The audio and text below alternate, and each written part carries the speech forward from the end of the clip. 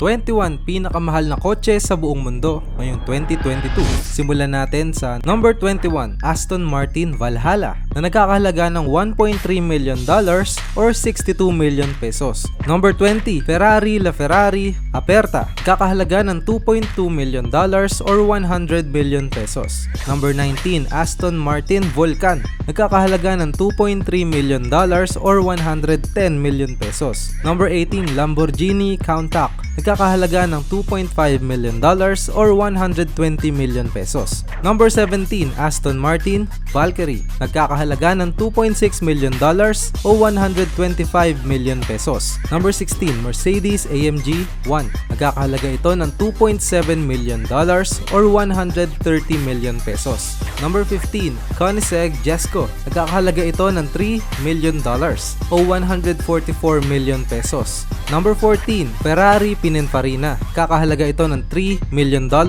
or 144 million pesos. Number 13, Gordon Murray T50, nagkakahalaga ng $3.08 million or 145 million pesos.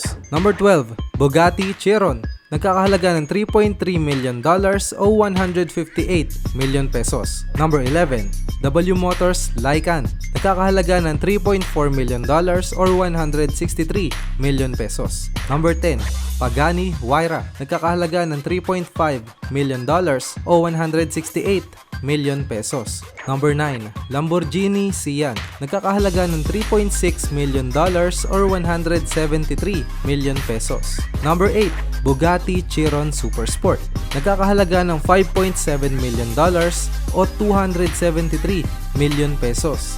Number 7, Bugatti Divo, nagkakahalaga ito ng $6 million o 288 million pesos.